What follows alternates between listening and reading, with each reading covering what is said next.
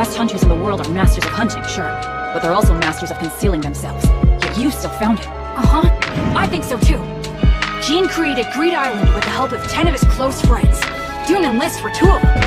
Gene is spelled G-I-N-G.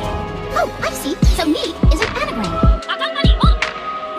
What did you just call me? I thought that was your name.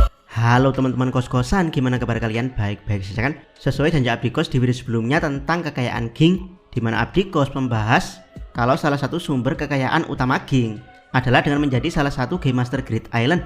Dan ya, di video kali ini Abdi Kos akan membahas tentang Greed Island dengan lebih detail yang sepertinya. Greed Island adalah versi simulasi dari Dark Continent.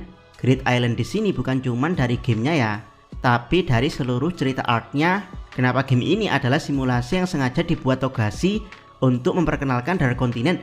Jadi Abdi Kos tidak hanya akan membahas dari sisi gamenya, tapi dari segi bagaimana arc ini berjalan. Berikut analisis teorinya, check out Jagged Bro.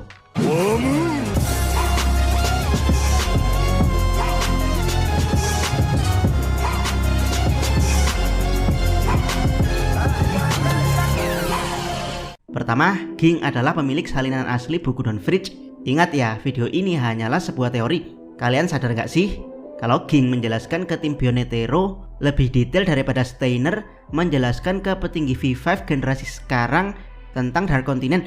Bahkan Ging bisa membuat teori kalau Don Fridge selaku penulis buku kemungkinan masih menyelesaikan buku bagian barat sejak 300 tahun yang lalu.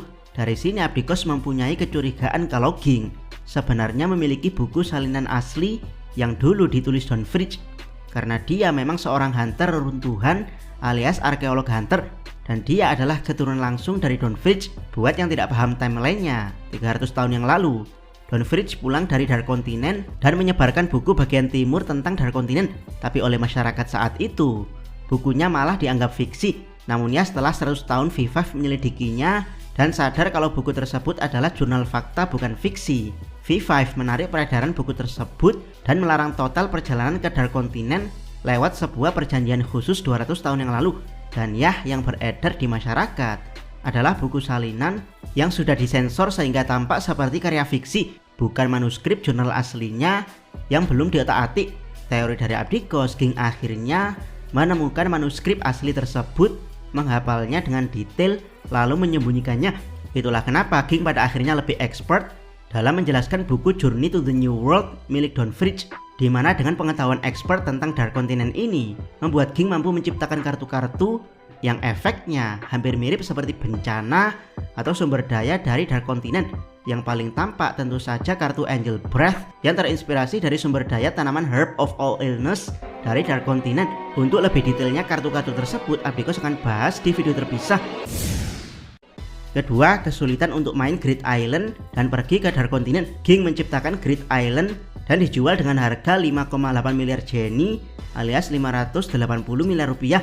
Harga yang sangat mahal bahkan untuk orang kaya sekalipun. Anehnya ada 20.000 orang yang mengantri untuk beli game ini meski tahu harganya super mahal, dan game tersebut hanya dijual 100 kopi saja. Dari sinilah dipilih seleksi super ketat oleh perusahaan produksi yang bernama Merlin Inc. Hasilnya cuma 100 orang hunter yang sangat kuat dan punya kemampuan finansial tinggi yang terpilih. Namun ya, setelah 100 kopi terjual semua, beberapa hunter malah menjualnya kembali di pelelangan dengan harga yang jauh lebih mahal. Ini adalah gambaran bagaimana perjalanan ke Dark Continent.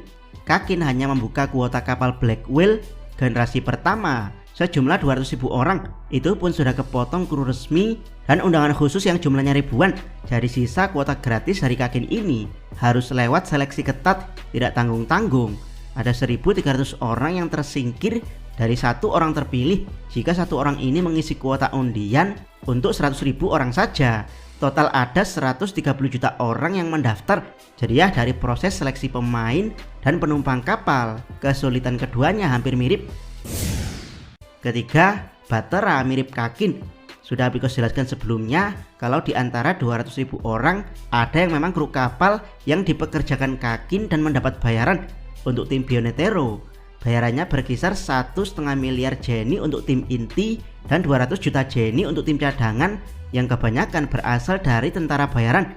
Dan ya, di Greed Island hal ini juga terjadi, yaitu ada seorang bernama Batera yang menguasai 39% konsol dari Greed Island, sehingga 39% dari pemain Greed Island adalah mereka yang menjalin kontrak dari Batera untuk menguasai 39% konsol Greed Island. Batera menghabiskan separuh kekayaannya sebagai triliuner karena dalam pelelangan satu konsol game Greed Island didapatkan Batera dengan harga hingga 30,5 miliar Jenny alias 3 triliun rupiah.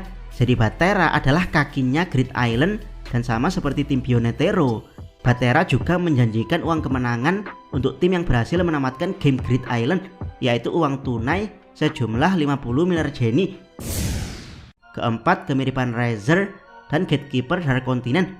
Salah satu game master Greed Island, yaitu Razer dan Gatekeeper Dark Continent, memiliki kemiripan fungsi hingga 90%, yaitu sebagai benteng pertahanan terluar ketika Phantom Troop mencoba menyusup ke Greed Island secara ilegal lewat jalur laut alias tanpa menggunakan konsol resmi Greed Island. Razer mendeteksi mereka dan langsung menggunakan kartu sihir khusus untuk melempar mereka keluar pulau. Fungsi ini sama persis dengan Gatekeeper di Dark Continent yang bertugas menjaga perbatasan Danau Mobius agar tidak ada manusia luar yang masuk tanpa izin atau melewati batas koordinat resmi.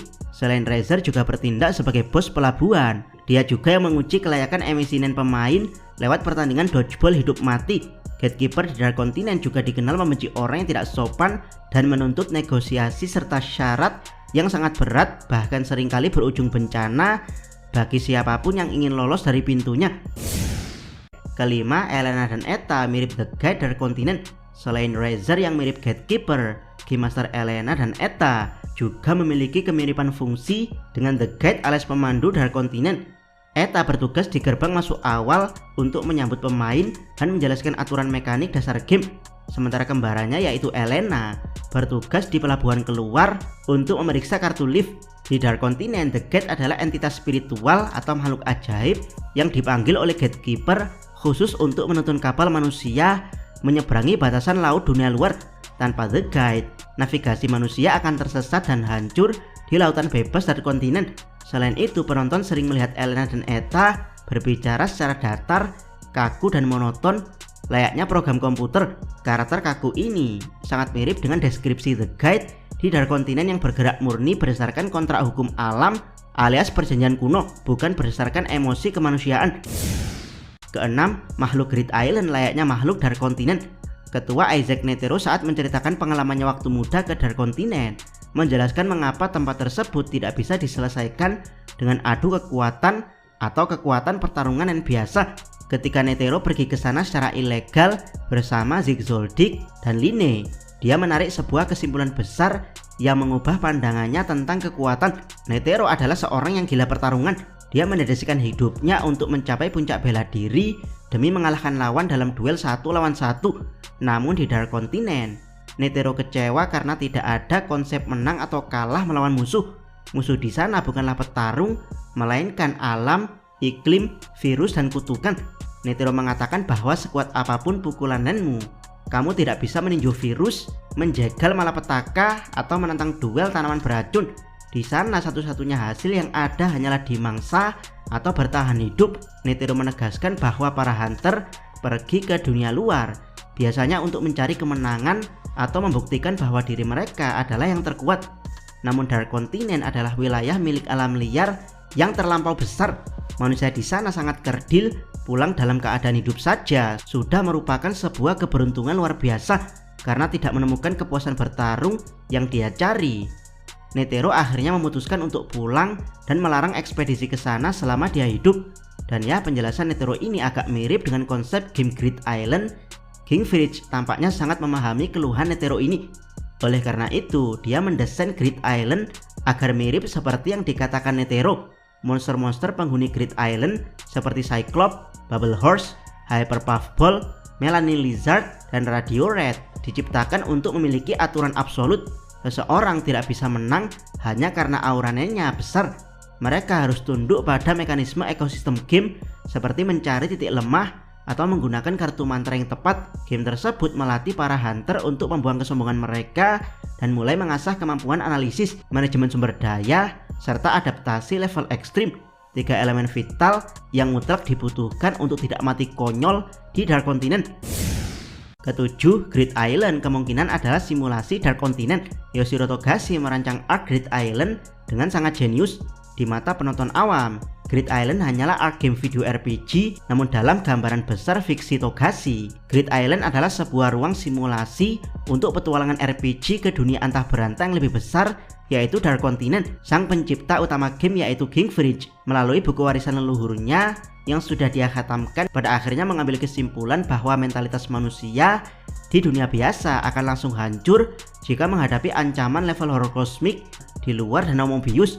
Oleh karena itu, King membuat Great Island agar para hunter terbiasa berpikir taktis, mengelola sumber daya secara ketat, dan memahami bahwa musuh terkuat tidak selalu bisa dikalahkan dengan adu fisik, melainkan dengan memahami aturan lingkungan tempat mereka berpijak.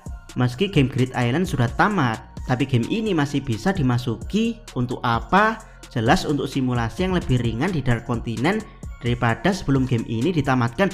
Dengan begitu, semua orang dengan konsol Joystation kini bisa bergantian keluar masuk Great Island untuk berlatih dengan makhluk-makhluk berkemampuan khusus yang ada di sana. Bagaimana menurut pendapat teman-teman? Silahkan tuliskan komentar kalian di bawah. Jangan lupa subscribe channel Takos dan jangan lupa share video ini sampai ke salam. Mi.